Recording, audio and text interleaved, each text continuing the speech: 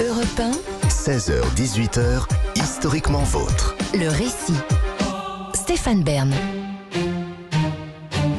Tous les jours vont à la mort, le dernier y arrive. Le célèbre philosophe à qui l'on doit cette citation sait de quoi il parle. La mort, elle s'est invitée plus d'une fois dans ses thèses et ses essais. Celui qui reconnaît volontiers que philosopher, c'est apprendre à mourir, a porté l'amour de la vie plus haut encore, tout en parlant beaucoup de la mort. Je vous raconte maintenant Michel de Montaigne. Nous sommes en France à la fin des années 1570. Alors que dans le royaume, une énième guerre civile entre catholiques et protestants fait rage, un gentilhomme impliqué dans les affaires de l'État s'est pour un temps retiré sur ses terres de Dordogne. Il s'y consacre à la gestion de son domaine et à une autre activité plus chronophage encore, l'écriture. Depuis quelques années, ce propriétaire terrien de près de 50 ans, ancien magistrat, travaille à une œuvre littéraire d'un genre original, sorte de recueil introspectif de ses pensées, de ses réflexions et de ses souvenirs. Ne sachant pas trop dans quel genre le classer et n'ayant pas la prétention de se considérer comme un savant, il l'a sobrement intitulé « Les Essais ». Michel Ayckem de Montaigne, seigneur de Montaigne, passe des jours entiers dans son château de Dordogne, à lire, à rêvasser, à se plonger dans ses souvenirs, à prendre des notes. Ces derniers temps, c'est le souvenir d'une personne en particulier qui l'occupe, car il a décidé de lui consacrer un chapitre tout entier. C'est une personne d'une importance fondamentale pour lui. Le chapitre d'ailleurs est un peu celui autour duquel toute son œuvre s'articulera. Sans cet homme, son grand projet d'écriture n'aurait sans doute jamais vu le jour. Mais comment l'évoquer avec suffisamment de force, se demande Montaigne. Comment décrire l'immensité de la peine ressentie ce jour funeste du 18 août 1563, alors que lui-même n'avait que 30 ans. Les mots lui manquent. Il couche ceux d'un autre sur le papier. « Ô frère, quel malheur pour moi que ton trépas. Tu as emporté avec toi toutes mes joies, que ta vie nourrissait d'amour tendre. En mourant, mon frère, tu as brisé tout mon bonheur. » À qui pense Montaigne en écrivant ces vers empruntés à Horace? Il pense à son grand ami perdu, l'écrivain et poète Étienne de la Boétie. Les deux hommes se sont connus voilà près de 20 ans. Tous deux étaient alors des magistrats au Parlement de Bordeaux. 4 merveilleuses années d'amitié interrompues brutalement par la mort de la Boétie en 1563, des suites probablement de la peste.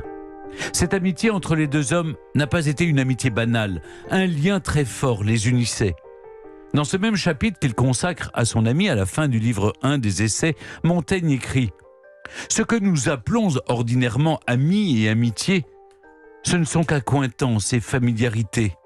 En l'amitié dans quoi je parle, les âmes s'entremêlent et se confondent l'une dans l'autre. Si on me presse de dire pourquoi je l'aimais, je sens que cela ne peut s'exprimer qu'en répondant « parce que c'était lui, parce que c'était moi ». Sublime, n'est-ce pas? Déchirante aussi. La mort de la Boétie à l'âge précoce de 32 ans est un grand traumatisme pour Montaigne. Un traumatisme qui le hante encore des années plus tard et qui a été un tournant décisif dans sa vie. C'est elle, entre autres, qui le pousse presque 10 ans plus tard, à l'approche de ses 40 ans, à se lancer dans l'écriture des essais. Car l'ouvrage, véritable dialogue qu'il entame avec lui-même, est de l'avis des spécialistes une manière de compenser la perte de cet alter ego qu'était pour lui la Boétie. La mort, catalyseuse de cet immense ouvrage? L'assertion est d'autant plus justifiée que Montaigne se lance dans ce projet d'écriture à la suite d'autres coups durs du destin. La mort de son père en 1568, puis celle en bas âge de 5 de ses 6 enfants. Tragédie, hélas, qui n'était pas rare au XVIe siècle. Montaigne se débat avec ses démons. La mort l'obsède. Comment l'accepter? Comment vivre heureux à l'ombre de cette faucheuse qui peut surgir à tout moment? Lui qui a été élevé dans la ferveur humaniste trouve du réconfort auprès des auteurs grecs.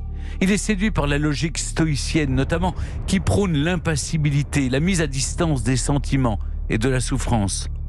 Il lit aussi d'autres auteurs, d'autres philosophes antiques, les sceptiques, les épicuriens. Son but? Atteindre la tranquillité de l'âme. Et progressivement, à force de chercher, de lire, à force de réfléchir, et sans même s'en apercevoir, lui-même devient philosophe.